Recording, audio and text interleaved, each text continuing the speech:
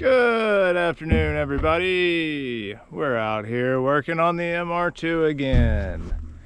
Got the back popped open on it. We're just going to start tearing it down, the whole thing. The tail light's got to come out, bumper's got to come off. This X brace coming out of here, all the air box, just everything that's in the way of us getting this engine out, because the engine kind of has to come out through the bottom, obviously, as you can see.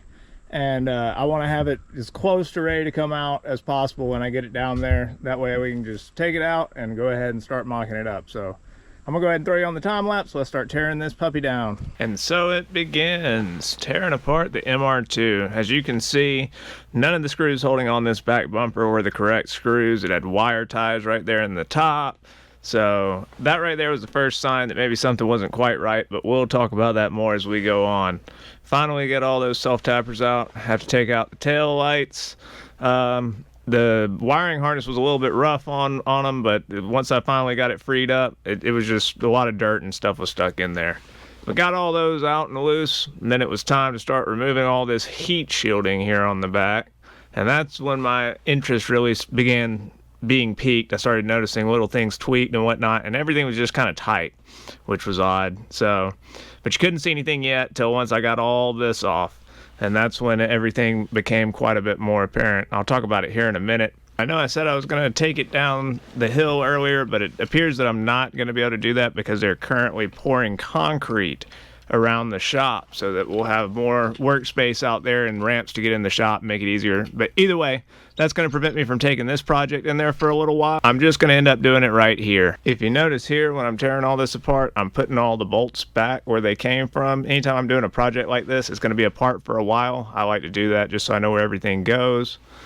Get these bolts out of the clamps for the muffler, everything in this area. Make sure and use some silicone spray when trying to remove one of these mufflers, because I did not, and the little rubber pieces are just so hard to move if you don't have any silicone on them. Also, there is a drain for the coolant up under the middle of the car. I just couldn't get to it with it like this because it was sitting on the ground and it wasn't tall enough. So I got a decent little bit done, but then my camera overheated. It is triple digits in the shade out here today. But this is what I'm working with so far. Got that cover off, as you can see. Got everything labeled and bagged up. I'm about to take the muffler loose. I'm going to finish taking this air box out, the battery box out. I got to get something to drain this into, and I can take it out. And then I think we'll be ready to take out the last little few things over there. I'm going to leave the shift linkage on it for now. I think I just take the master cylinder off the transmission and then finish undoing this harness over here, and we'll be good to roll. So let me get a roll on that now. So now is probably a good time to bring up the topic of buying rough condition older cars like this. For me and my purposes and building a race car out of it, it doesn't really matter. I would probably have to straighten even a good car because it wouldn't be exactly right after 20 years no matter what. And you just want to check all these things anyways. I'm going to be putting so much reinforcement in here, none of that matters. But if you were looking just to have a nice run around town project car, you don't want to try to buy the cheapest one with a rebuilt title like I did. That's only effective if you're trying to tear something apart and build it into a race car, and you essentially just need a titleable VIN. But if you're trying to make a super nice car, go ahead and just pony up a little bit. You don't even have to pony up a lot. Just make sure and buy one with a good, clear crash history and all that.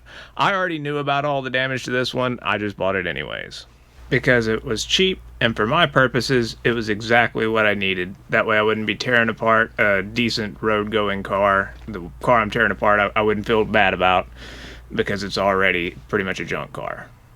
And ultimately, I think this is actually a blessing in disguise because it's going to force me to just reinforce this entire chassis and do a lot of fabrication work that I was planning on trying to push off as long as possible.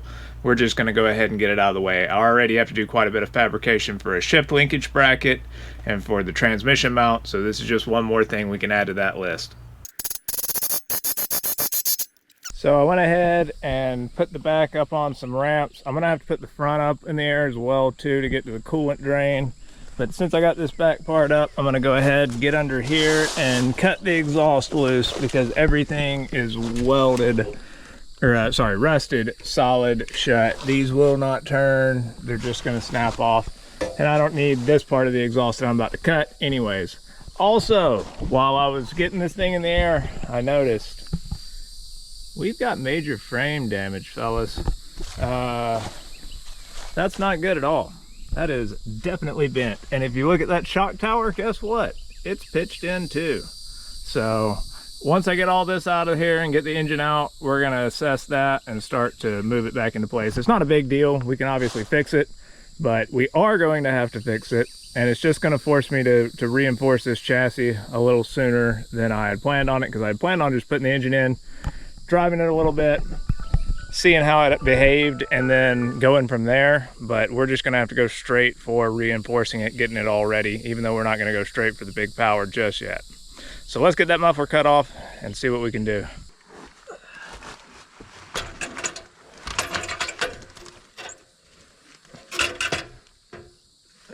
Good spot as any, I guess.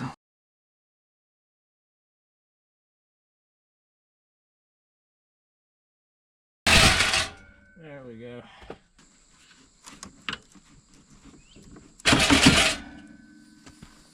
Woo. Always use some WD-40 or something. I did not.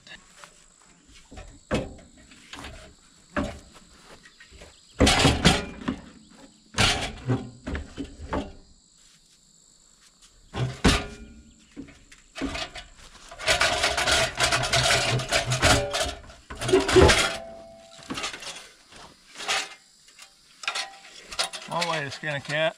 Okay, that finally revealed what I wanted to see, which was this subframe, I guess you would call it. And it does not appear to be bent. Now it's not perfectly straight because these sides aren't straight, but the subframe itself is not bent, which is good. The frame rails themselves also are just shifted over. They're not, the rail itself isn't too bad damaged, except for this one, which has a good buckle right there that we'll have to reinforce, but that's not a problem. But overall, doesn't look too bad. Now I can start getting those bolts out there in the back, and then we can begin to drop it on out the bottom. I got to bring the tractor up here, so I think that's where I'll end this one off for today. Got quite a bit accomplished. Got a whole bunch of parts already put up in the shed. So, alrighty folks, thank y'all for watching. Y'all have a wonderful evening. We will see y'all soon.